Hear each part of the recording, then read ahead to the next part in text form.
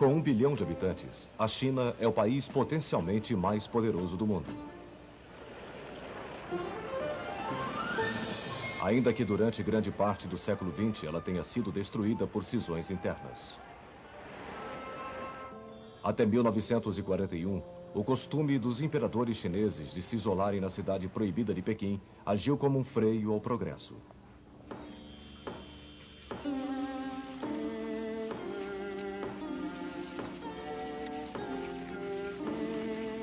As nações ocidentais tinham estabelecimentos comerciais em Xangai e outros portos importantes. Os ocidentais levavam uma vida totalmente diferente da dos chineses. Entretanto, em 1911, Sun Yat-sen declarou o país uma república e começou a levá-lo para o século XX. Mas os generais, com seus exércitos particulares, começaram a destruir o país a despeito dos maiores esforços de Sun Yat-sen para unificar a China.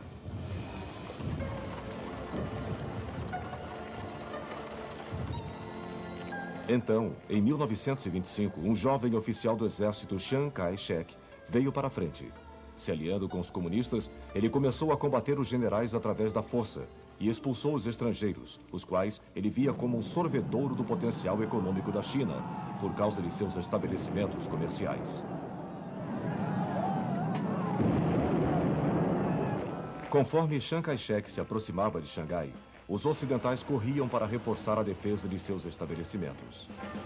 Mas ele agora decidira que precisava do apoio ocidental para melhorar a economia da China e se voltou contra seus aliados comunistas quando eles discordaram. Assim, começou uma guerra civil, cujo resultado levaria 20 anos para ser visto.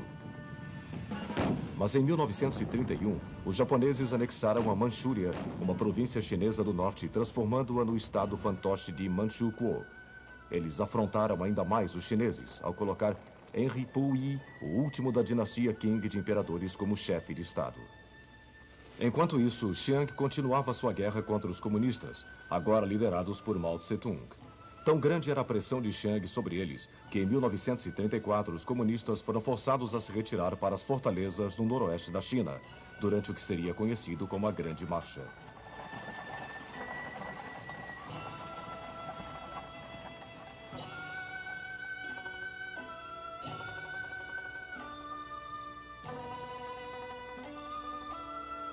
Aqui eles descansaram as armas e recobraram suas forças.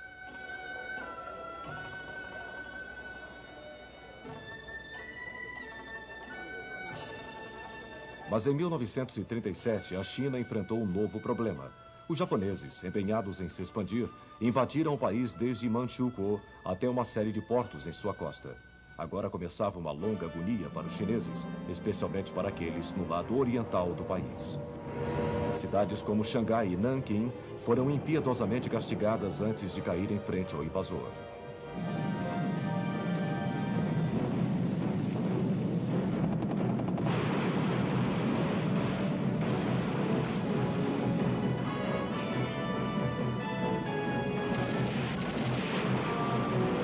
Os chineses sofreram terrivelmente sob a ocupação japonesa. Chiang Kai-shek, sua esposa e seu governo foram forçados a se retirar para Chongqing, no interior do país. Ainda assim, o resto do mundo fez pouco.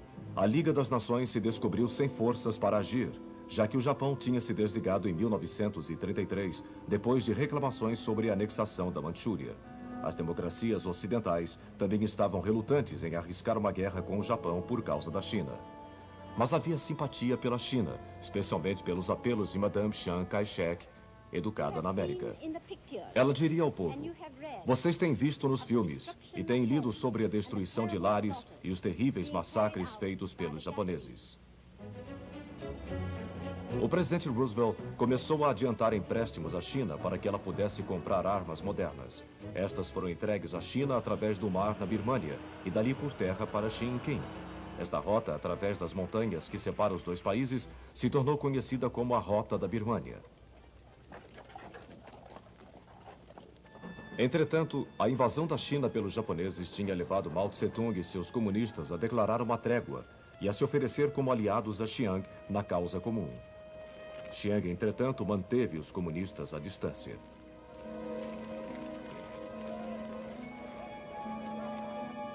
A guerra da China contra os japoneses se prolongava.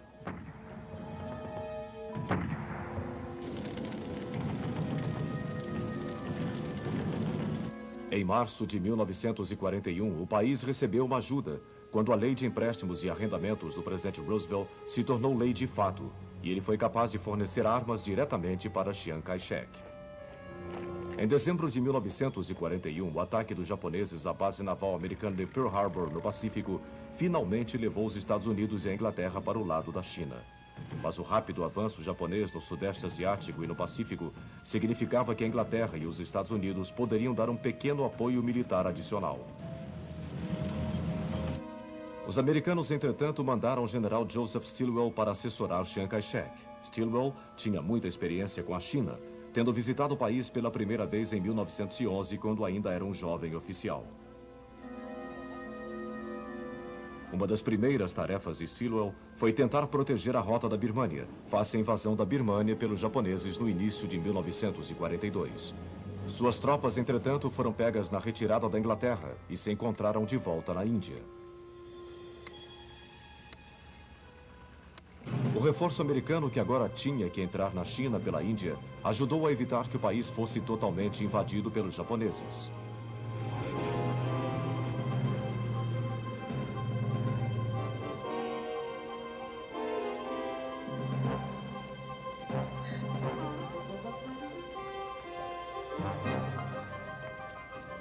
Também havia um grupo de intrépidos aviadores americanos conhecidos como os Tigres Voadores de Chenot, porque seu comandante, Claire Chenot, fez tudo para manter a Força Aérea Japonesa na Bahia.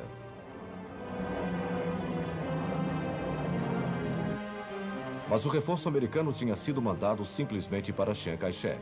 Os comunistas, que estavam travando uma guerrilha cada vez mais bem-sucedida contra os japoneses, tinham que agir sozinhos. Somente em 1944 é que a missão militar americana os visitou e ficou impressionada com o que viu. Mesmo assim, havia hesitação na América sobre o fornecimento de armas a Mao Tse-tung, especialmente em vista da destruição de Chiang por Mao. Nesse meio tempo, a última ofensiva aliada na Birmânia no período de 44-45 viu duas forças chinesas envolvidas. Aqueles que tinham fugido para a Índia em 1942 começaram a construir uma estrada que ia para o sul de Ledo, no noroeste da Índia, com o objetivo de se ligar com uma outra força que avançava pela rota da Birmânia. Isso fez um progresso inabalável.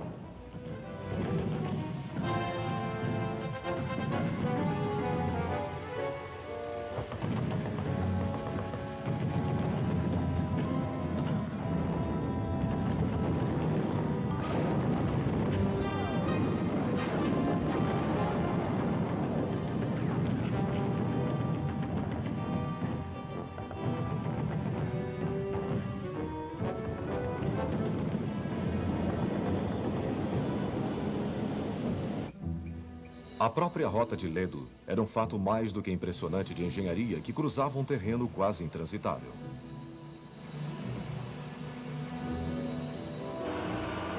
No final de janeiro de 1955, as rotas de Ledo e da Birmânia se encontraram e Chiang Kai-shek poderia, mais uma vez, ser abastecido por terra. A queda das bombas atômicas no Japão finalmente terminou com os 8 anos de guerra com a China, já que as forças japonesas agora tinham se rendido.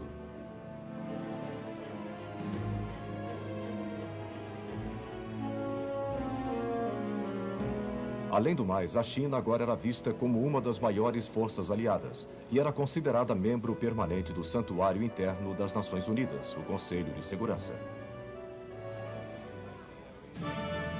Entretanto, pouco antes da redenção japonesa, a União Soviética tinha feito uma grande ofensiva contra Manchukuo.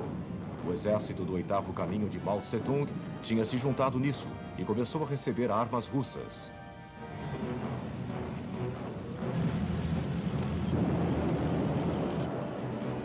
A esperança de que a China agora podia ter paz foi rapidamente destruída, embora o embaixador dos Estados Unidos na China, Patrick Hurley, tenha chefiado uma reunião demorada entre Chiang e Mao em agosto de 1945, antes da guerra contra o Japão estar oficialmente terminada, logo ficou claro que a desconfiança mútua era profunda. Em poucas semanas, o conflito entre os nacionalistas de Chiang e os comunistas explodiu e se espalhou por 11 das 28 províncias da China.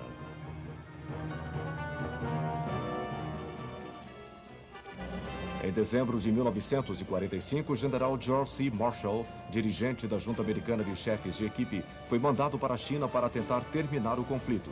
Seu discurso era persuadir Mao e Chiang a assumirem compromissos e formarem um governo de união nacional.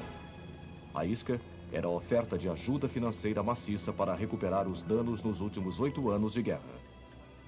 No final de fevereiro de 1946, ele finalmente teve sucesso em fazer os nacionalistas e os comunistas assinarem um acordo que era um pouco mais do que uma trégua militar. O verdadeiro problema era Manchukuo, que agora tinha voltado ao seu antigo nome, Manchúria. A trégua de Marshall permitiu que as forças de Chiang voltassem ao território, mas este ainda estava ocupado pelos russos. Eles estavam retirando tudo de valor.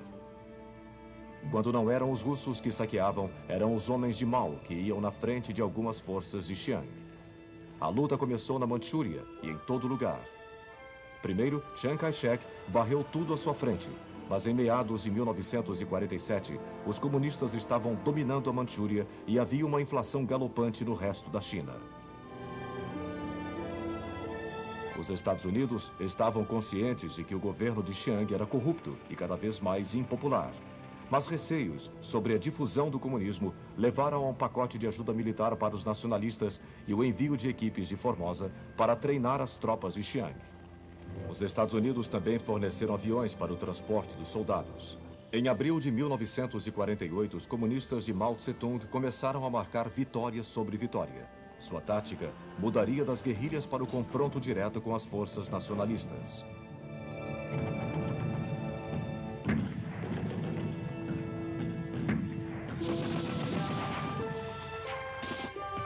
No final de 1947, houve uma batalha de 2 meses de Suqiao para o nordeste de Nanquim e Xangai.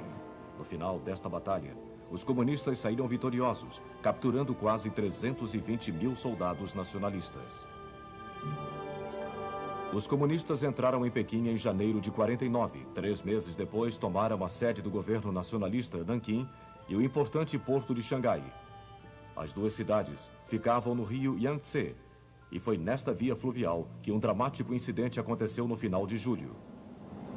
A fragata britânica Amethyst tinha entrado no Yangtze com suprimentos para a embaixada inglesa em Nanquim. Ela foi aprisionada com a queda de Nanquim e ficou retida por 3 meses. Em julho de 1949, a Amethyst repentinamente soltou suas amarras e correu para o mar aberto. Isso significava fazer uma viagem de quase 200 quilômetros rio abaixo, sob o fogo das baterias de praia dos comunistas. Atingida, mas não afundada, ela conseguiu seu objetivo e navegou para Hong Kong. Agora os comunistas controlavam toda a China Oriental e estavam simplesmente varrendo o oeste.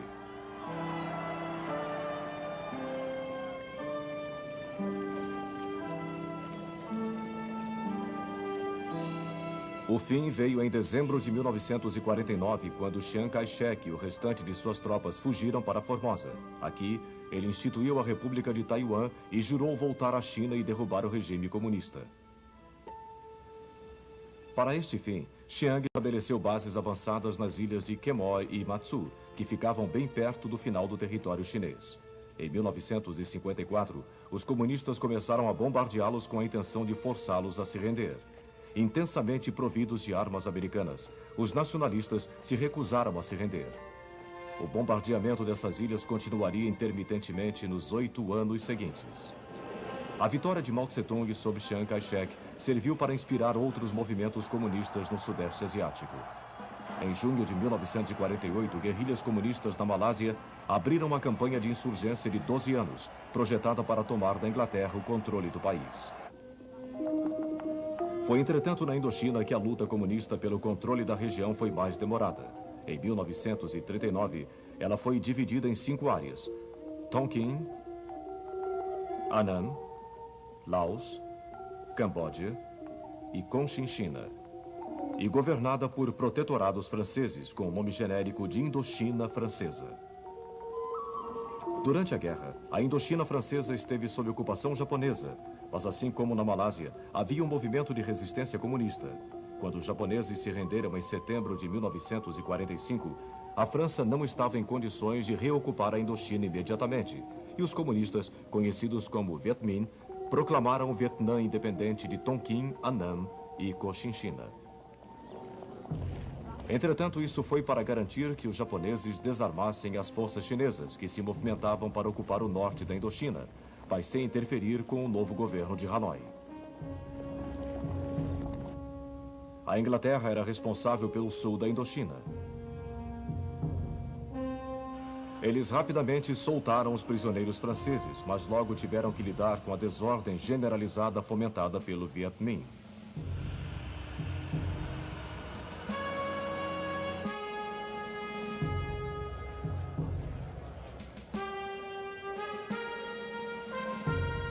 A Inglaterra foi até mesmo forçada a usar as forças japonesas rendidas para estabelecer algum controle sobre Saigon, a capital da Cochinchina. Em outubro de 1955, as forças francesas começaram a chegar e, antes do final do ano, estava restabelecido o controle sobre todo o sul da Indochina. Não desejando se envolver numa guerra, a França agora tentava negociar com o líder Viet Minh Ho Chi Minh, que tinha ajudado a estabelecer o Partido Comunista Francês em 1920, quando trabalhava em Paris como garçom. A França estava preparada para oferecer independência limitada sob o comando do imperador Bao Dai, mas isso era inaceitável para o Viet Minh, especialmente desde que Bao Dai se tornara um fantoche japonês. Agora determinada a restabelecer o controle sobre toda a Indochina, a França desembarcou soldados no porto de Haiphong em novembro de 1946. Rapidamente eles entraram em Hanoi, mas a maioria das forças Viet Minh, sob o comando do general Vo Nguyen Giap, tinham se retirado para as áreas mais remotas.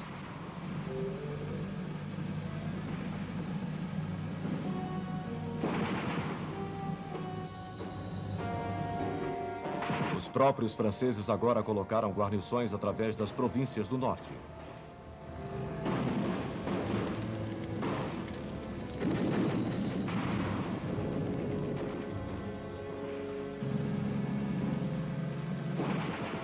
Em janeiro de 1950, Ho Chi Minh declarou que seu governo era o único legítimo no Vietnã, e isso foi reconhecido pela União Soviética, China e o resto do bloco comunista. Armas americanas começaram a ser mandadas quando os Estados Unidos e outras democracias reconheceram que a França apoiava o governo de Bao Dai. Mas em fevereiro, o Viet Minh começou a atacar as guarnições francesas perto da fronteira chinesa. Pelo final de 1950, eles forçaram a França a abandonar a região moralmente abatida. Um dos soldados mais ilustres da França, o Marechal Jean-Marie Delattre de Tassigny, agora era promovido a alto comissário e comandante-em-chefe. Ele instituiu uma nova estratégia ofensiva. Áreas-chave do norte da Indochina eram para fazer proteção.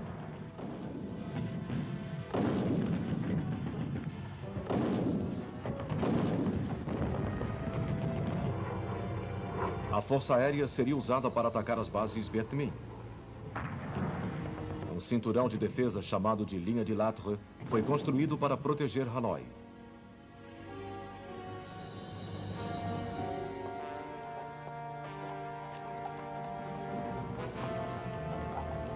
Delattre formou o restante de suas forças em colunas móveis que, apoiadas por paraquedistas e pela força aérea, seriam contra-ataque às investidas Viet Minh.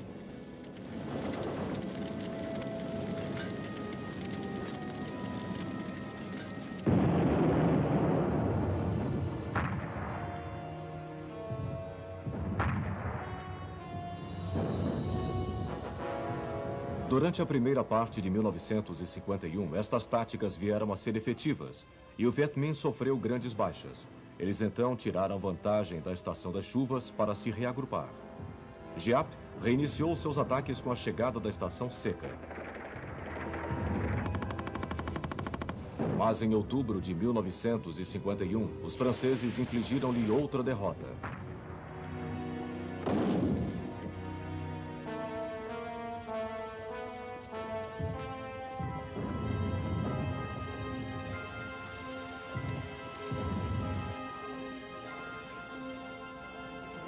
Isso encorajou Latre a reocupar a área da fronteira, de modo a cortar as rotas de suprimento da China para o Viet Minh.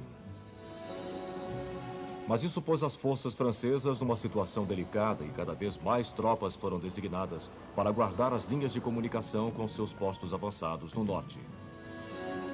Em novembro de 1951, Delattre, agora doente e abalado pela morte de seu filho na Indochina, voltou à França para se recuperar. 2 meses depois ele morreu e foi muito lamentado pelo povo francês.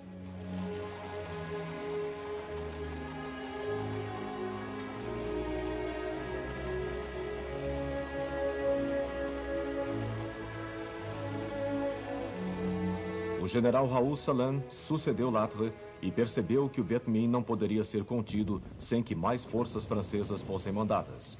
Mas o povo francês tinha uma crescente desilusão com a guerra e seu governo se recusou a mandar recrutas para a Indochina. Durante 1952 e 1953, a guerra continuou com ataques do Viet Minh e contra-ataques da França. Em abril de 1953, o Viet Minh invadiu Laos. Isto serviu para espalhar ainda mais as forças francesas. Mas, fortalecidos pelos suprimentos adicionais de armas americanas, os franceses estavam convencidos de que seu poder de fogo superior podia ainda impor uma derrota decisiva ao Viet Minh. Entretanto, era necessário uma isca para atrair o grosso das forças de Giap para campo aberto. A França acampou na vila de Bien Phu, dominando a principal via de suprimento do Viet Minh da China para o Laos. Em 20 de novembro de 53, numa operação aérea ousada, eles sitiaram e fortificaram a vila e começaram a ressuprir suas guarnições pelo ar. A França acreditava que Giap rapidamente se concentraria contra eles, mas que o terreno de selva tornaria impossível que ele trouxesse artilharia pesada para garantir sua posição. Mas eles não haviam contado com a engenhosidade e a dedicação do Viet Minh, que literalmente abriu uma nova rota de suprimento através da selva e trouxe da China artilharia antiaérea e outras armas. Dien Bien Phu agora consistia em um número de pontos fortes, mas ao final de março de 1955, o Viet Minh havia passado por muitos deles. A aeronáutica francesa ajudou a defender os pontos fortes remanescentes. Mesmo assim, o Viet Minh continuava a manter sua pressão.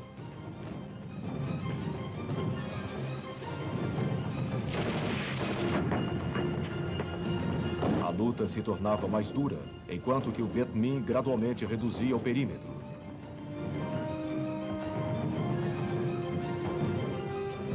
As baixas do Viet Minh estavam altas, e isso encorajava os franceses a trazer mais reforços. Infelizmente, muitos deles pousaram em terreno Viet Minh. A estação das chuvas começou a restringir o ressuprimento aéreo. As autoridades francesas começaram a perder as esperanças e havia pequenos esforços para organizar uma força de ajuda enquanto os defensores de Dien Bien Phu lutavam bravamente.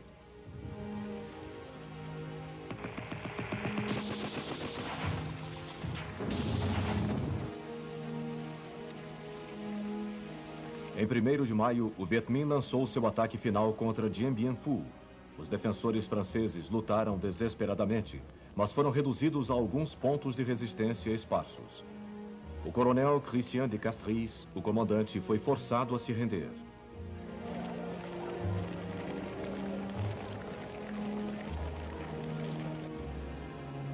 Negociações de paz já haviam sido abertas em Genebra, e em 21 de julho de 1954, os franceses assinaram acordos em que eles deveriam evacuar a Indochina imediatamente. A independência do Vietnã do Norte foi reconhecida.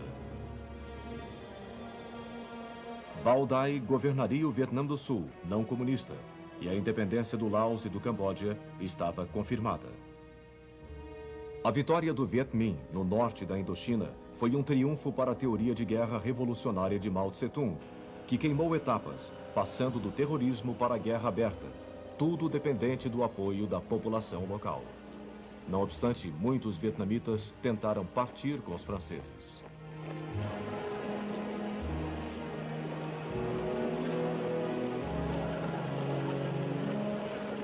Os franceses ficaram desiludidos com a experiência na Indochina, que logo se repetiria no norte da África. Mas a Indochina também assombraria a América nos próximos 20 anos. A China de Mao Tse-tung não era apenas um exportador de revolução comunista em seus primeiros anos. Ela queria expandir fronteiras, especialmente para o sudoeste. Em outubro de 1950, tropas chinesas invadiram o leste do Tibete.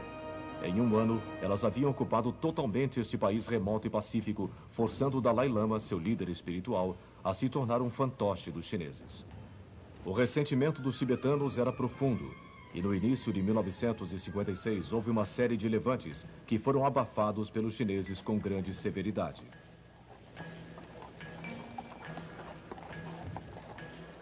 Finalmente, em março de 1959, o Dalai Lama fugiu para a Índia e até hoje permanece exilado com seu país sob o firme controle da China.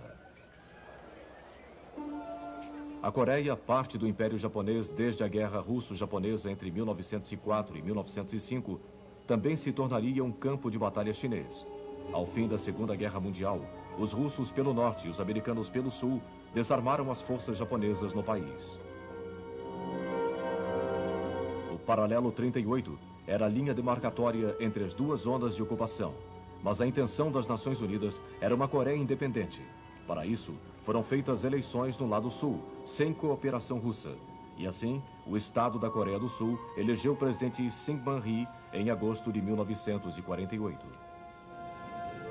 Os russos organizaram suas próprias eleições na Coreia do Norte, e em setembro de 1948, Kim Il-sung assumiu o poder e se manteve nele pelos 45 anos seguintes.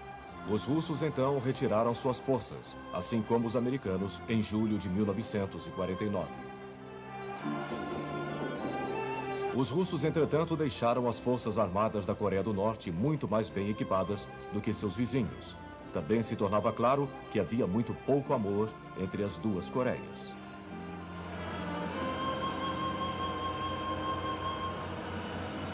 Menos de um ano depois, no domingo de 25 de julho de 1950, as tropas norte-coreanas fizeram um ataque surpresa cruzando o paralelo 38.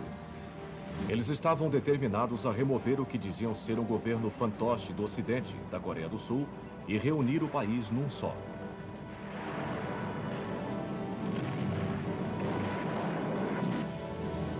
O mal equipado e parcialmente treinado exército sul-coreano pouco pôde fazer para evitar o avanço.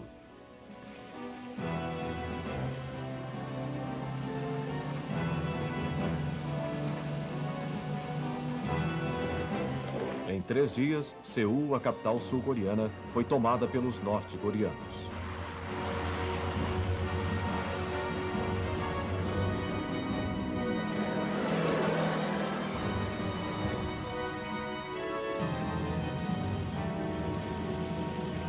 Os norte-coreanos, então, continuaram seu avanço para o sul, levando os sul-coreanos agora desmoralizados à sua frente.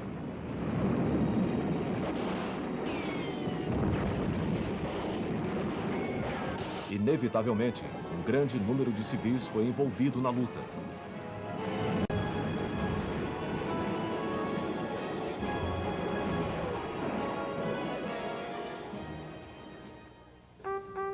Uma Coreia do Sul agora desesperada apelava para as Nações Unidas em busca de ajuda. Nesta época, a União Soviética se recusava a participar das Nações Unidas por causa da presença constante do regime nacionalista chinês no Conselho de Segurança. Como os russos não estavam presentes para dar seu veto, o Conselho de Segurança da ONU convocou os Estados-membros a fornecer ajuda militar ou não à Coreia do Sul.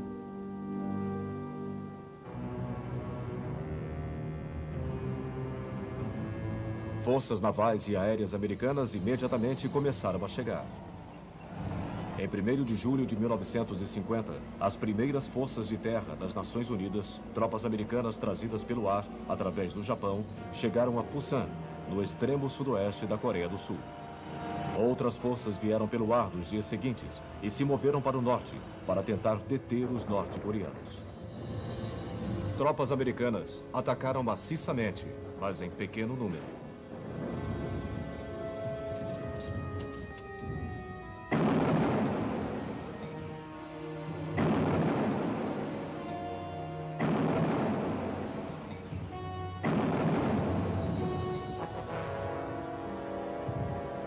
No final de julho, a Coreia do Sul foi ocupada pelos norte-coreanos.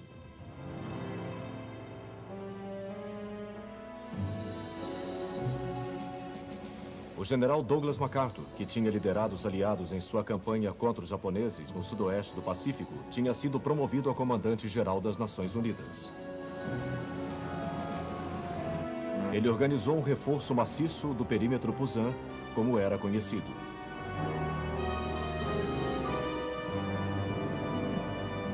No final de agosto, ele havia atingido uma superioridade de 2-1 sobre os norte-coreanos em torno de Pusan e decidiu que a hora da contraofensiva havia chegado. O plano de MacArthur era audacioso. Ele ordenou um desembarque anfíbio em Incheon para distrair os norte-coreanos e assim permitir um avanço de Pusan.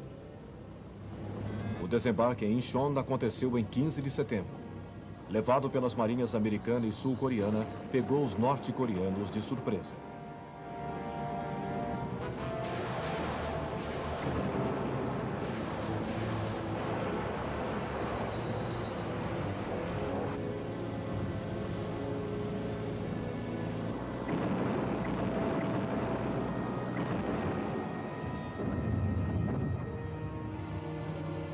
A cabeça de praia foi rapidamente garantida e o avanço por terra começou. Uma divisão de infantaria americana chegou e a força combinada avançou em direção a Seul.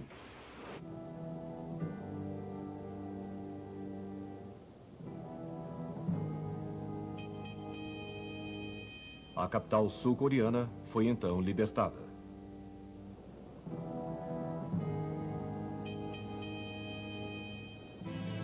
Enquanto isso, o avanço do perímetro de Pusan começava em 19 de setembro. Isto aumentou a confusão norte-coreana e em 1º de outubro, suas forças foram empurradas de volta pelo paralelo 38.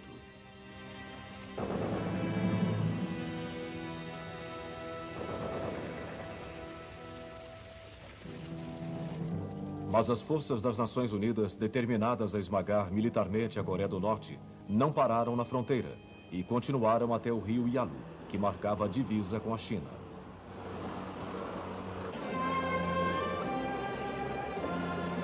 Um grande número de soldados norte-coreanos foi capturado.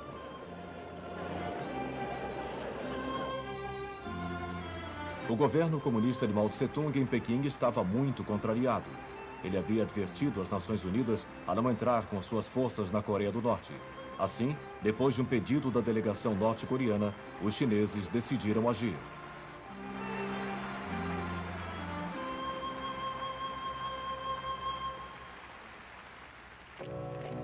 Durante outubro de 1950, 180 mil soldados chineses secretamente entraram na Coreia do Norte.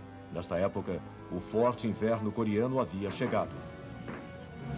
Em 27 de novembro, os chineses fizeram um ataque repentino às forças das Nações Unidas.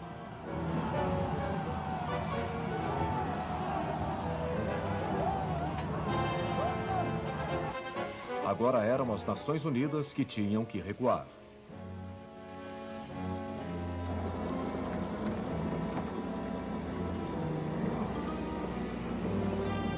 Os chineses, levemente equipados, estavam mais do que em casa, nas condições adversas do inverno. E antes do fim de dezembro, eles haviam atingido o paralelo 38.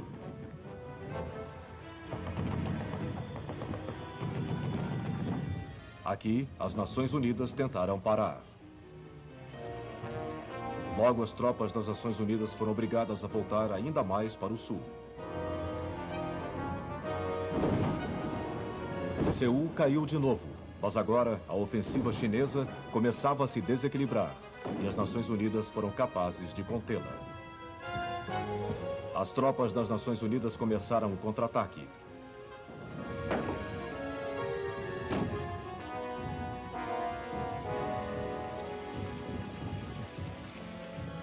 Seul foi recapturada e os chineses e norte-coreanos empurrados de volta ao paralelo 38.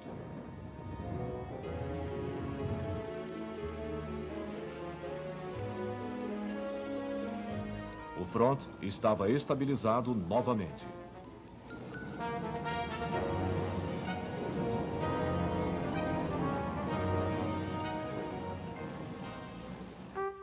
Durante a luta, numerosos soldados das Nações Unidas foram feitos prisioneiros e submetidos a uma lavagem cerebral sistemática por seus captores chineses e norte-coreanos. O general MacArthur, que muitos consideram o melhor soldado da América, queria atacar o santuário chinês ao norte do rio Yalu, o trampolim de suas operações. Ele estava preparado até para usar armas nucleares. O presidente Truman estava horrorizado, temendo que isto pudesse resultar num ataque soviético ao oeste da Europa e no início da Terceira Guerra Mundial. Assim, ele substituiu MacArthur. Em seu discurso, ele disse: "É com o mais profundo pesar que eu me encontro obrigado a tomar esta atitude. O general MacArthur é um dos nossos maiores comandantes militares, mas a causa da paz mundial é muito mais importante do que qualquer indivíduo. Nós não desejamos ampliar o conflito. Faremos todos os esforços para evitar este desastre." No lugar de MacArthur, entrou outro americano, o general Matthew Ridgway, que estava comandando o 8º Exército Americano na Coreia. Ao final de abril de 1951, os chineses lançaram outra ofensiva. Novamente, eles tentaram penetrar na Coreia do Sul a despeito de pesadas baixas. Mais uma vez, as forças das Nações Unidas contra-atacaram. Entre as armas estavam bombas napalm.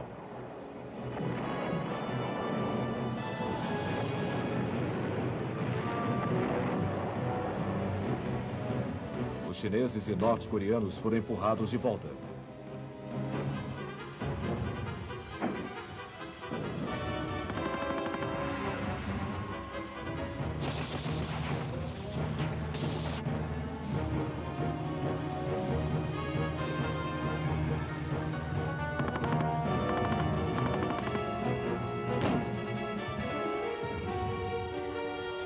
Mais uma vez, as forças das Nações Unidas penetraram na Coreia do Norte e finalmente pararam em uma linha a 30 ou 40 quilômetros ao norte do paralelo 38.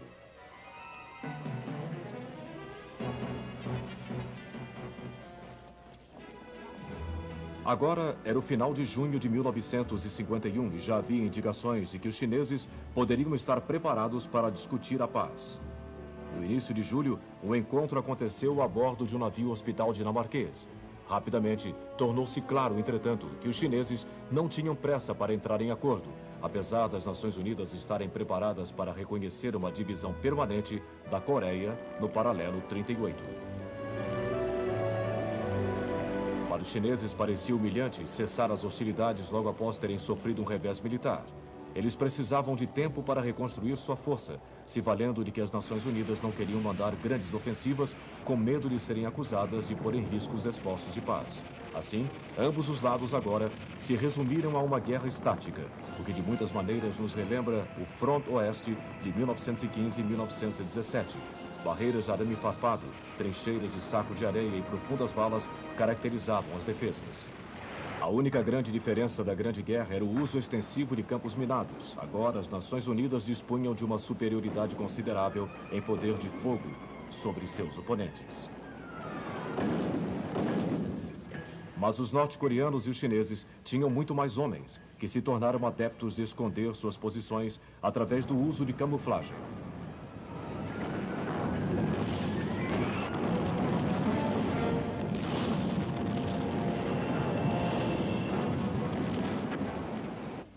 Não menos que 16 países contribuíram com forças militares ao esforço das Nações Unidas na Coreia, e outros 5 países forneceram suporte médico. A contribuição americana foi maior. Mas entre os outros que mandaram tropas estavam a Grã-Bretanha e a Bélgica, a Turquia e a Grécia, a Colômbia, a Índia, as Filipinas e a Tailândia. No mar, as Nações Unidas dispunham de uma supremacia naval insuperável, e seus navios de guerra eram principalmente usados para bombardear a costa.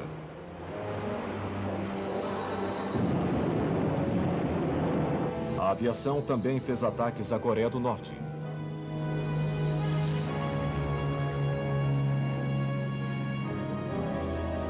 No ar, também as Nações Unidas tinham superioridade. A guerra, entretanto, marcou os primeiros combates de aviões a jato, quando os F-86 Sabre americanos combateram os MiG-15 soviéticos.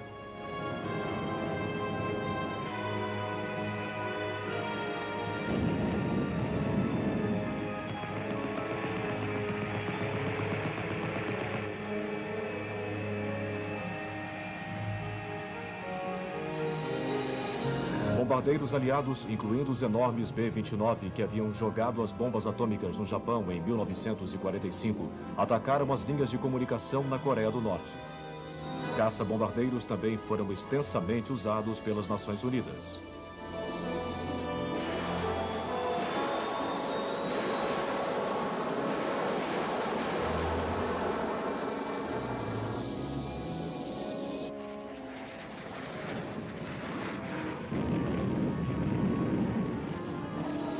A Guerra da Coreia também viu o helicóptero entrar em ação. Alguns foram usados por ambos os lados entre 1939 e 45, principalmente para missões de resgate. Agora, eles começavam a mostrar sua versatilidade como plataformas de reconhecimento, localizadores de artilharia, táxis aéreos e também para a evacuação de feridos. A guerra em terra continuava no extremo calor do verão coreano. O intenso frio do inverno era um forte contraste. Ataques limitados dos dois lados não rendiam vantagem significante. Durante todo este tempo, as negociações de paz continuaram, mas pouco progresso foi feito até a metade de 1953.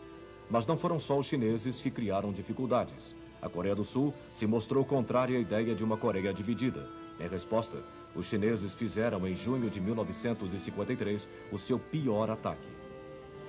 As Nações Unidas agora se puseram contra a Coreia do Sul. E como os ataques chineses continuavam, um acordo de cessar-fogo foi finalmente assinado em Panmunjom em 27 de julho de 1953. A Guerra da Coreia custou aos dois lados um total de quase 2,5 milhões de mortes, incluindo quase 1 milhão de chineses. Enquanto a guerra demonstrou que as Nações Unidas podiam agir em conjunto frente a uma agressão gratuita, também serviu para criar uma tensão contínua entre as duas Coreias. Tensão que continuou até os anos 90. A Coreia do Norte tinha muito a agradecer pela China ter demonstrado solidariedade com o Estado comunista vizinho. Mas os chineses ainda estavam dispostos a expandir suas fronteiras.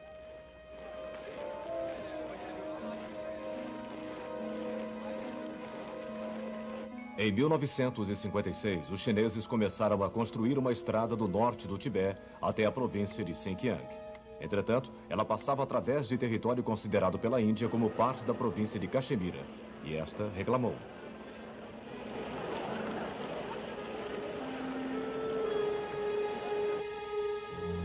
A tensão cresceu nesta área remota e montanhosa, e no igualmente remoto posto da fronteira nordeste. Finalmente, em julho de 1962, tropas chinesas atacaram através da fronteira tibetana próxima à Birmânia. Eles repeliram as forças indianas, cujas linhas de comunicação foram severamente afetadas. A luta terminou em novembro, com os chineses reconhecendo o limite do posto da fronteira nordeste e os indianos cedendo o extremo nordeste de Caxemira, através do qual a estrada passava.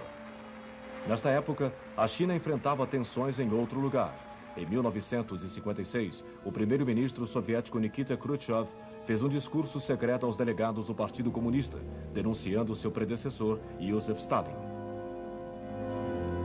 Quando Mao Tse-tung soube disso, ficou horrorizado, porque parecia que a União Soviética estava a ponto de divergir da doutrina marxista-leninista, que unia os dois lados. As relações entre a União Soviética e a China esfriaram.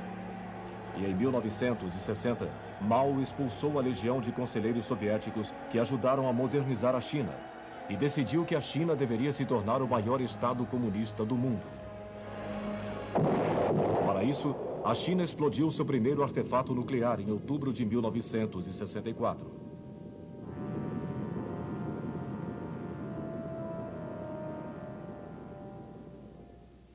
A tensão sino-soviética continuou a crescer e em 1969 embates aconteceram em sua fronteira, especialmente nos rios Amur e Ussuri, no extremo nordeste.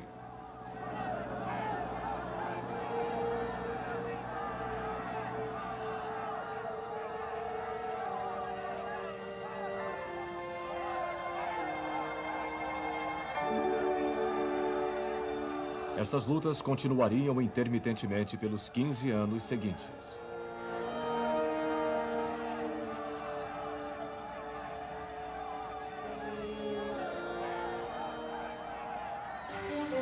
Ao mesmo tempo, a China começou a fazer aberturas aos Estados Unidos, país até então visto como arqui-inimigo.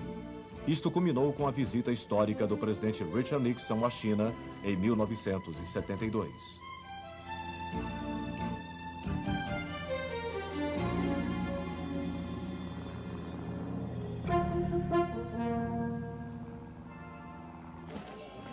Mas a própria China estava tumultuada. Em agosto de 1966, Mao lançou o que ele chamava de Revolução Cultural. Sua linha de frente eram milhares de jovens guardas vermelhos que varreram o país, brandindo seus pequenos livros vermelhos que continham o pensamento de Mao. O objetivo era purificar o pensamento ideológico e reforçar a afirmação de Mao de que o comunismo chinês era o único caminho verdadeiro. O efeito na China foi desastroso. Muitos dos intelectuais foram mandados para o campo para trabalhar como lavradores e assim ser reeducados. Todos os programas de modernização, inclusive aqueles para as Forças Armadas, foram interrompidos. Os eventuais frutos disso foram colhidos em fevereiro de 1979, quando os soldados chineses encontraram em uma batalha os vietnamitas bem treinados. Em janeiro de 1979, o Vietnã havia invadido seu vizinho do oeste, o Camboja. Para dar-lhes uma lição e reafirmar a influência de Pequim na região, os chineses agora atacavam seu vizinho do sul.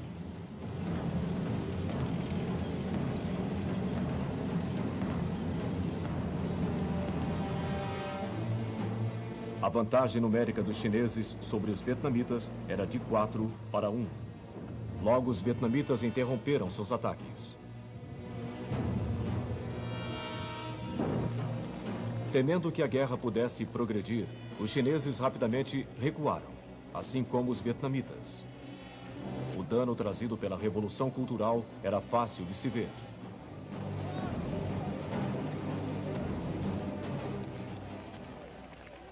Isso aconteceu mesmo depois do fim da Revolução Cultural, com a morte de Mao Tse-tung em 1976. Seus sucessores agora começavam a reparar os danos que haviam sido causados à infraestrutura da China. As relações com a União Soviética foram gradualmente melhoradas. Ligações econômicas e culturais com o Ocidente foram reforçadas. Isto se refletia no maciço afluxo de turistas.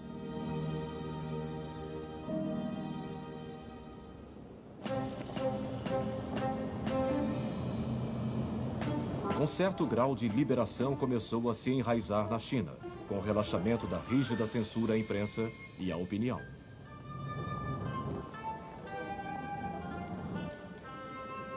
Até mesmo sementes de capitalismo foram plantadas.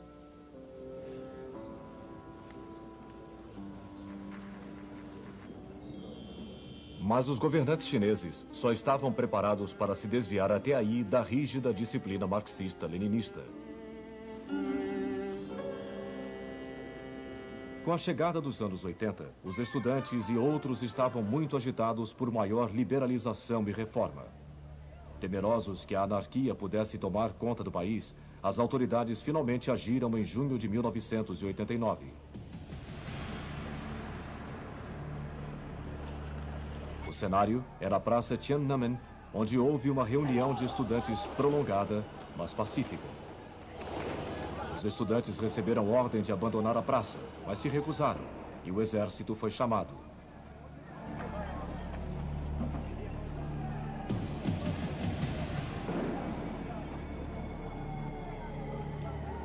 A violência logo aconteceu, e os feridos aumentavam.